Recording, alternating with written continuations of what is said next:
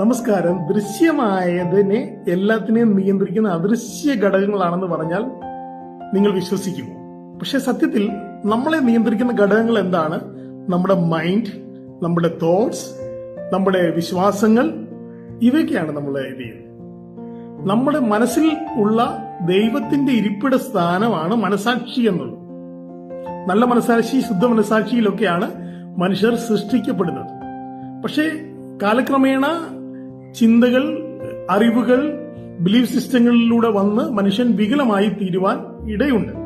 പക്ഷെ നീതി, ധർമ്മം, സത്യം എന്നുള്ളത് നമ്മുടെ മനസാക്ഷിയിൽ നമുക്ക് കാണാൻ പറ്റും. കാര്യം ഓരോ തെറ്റുകളിലേക്ക് നമ്മൾ ഏർപ്പെടും മുമ്പ് നമ്മുടെ മനസാക്ഷി അതിനോട് വിഘടിക്കുകയാണ്. പക്ഷെ അതിനോട് എതിർത്താണ് നമ്മൾ തെറ്റുകൾ ചെയ്യാൻ പോകുന്നത്. ഒരാൾ കൊലപാതകനാകുന്നെങ്കിൽ, കൊലപാതകത്തിന് ആശയങ്ങൾ പറയുന്നെങ്കിൽ അത് ദൈവത്തിൽ നിന്നുള്ളതല്ല, അത് അധർമ്മത്തിൽ നിന്നുള്ളതാണ്. ദൈവം വെച്ച ഏറ്റവും വലിയ ആദ്യ കോടതി നമ്മുടെ മനസാക്ഷിയാണ്. മനസാക്ഷിയിൽ നമ്മൾ തെറ്റുകൾ ചെയ്താൽ നമുക്ക് ശിക്ഷയുണ്ടാകും എന്നുള്ളത് ഉറപ്പാണ്. റോമാലേഖനം 2-ാം അധ്യായം 15-ാം വാക്യത്തിൽ കാണുന്ന ഒരു ഭാഗം, മനുഷ്യൻ ഭൂമിയിൽ അവരുടെ മനസാക്ഷി എന്ന കോടതി വെച്ചിരിക്കുന്നതിന് വെളിയിലേക്ക് പോകുമ്പോൾ തന്നെ അവൻ ശിക്ഷയ്ക്ക് പാത്രമായിത്തീരും.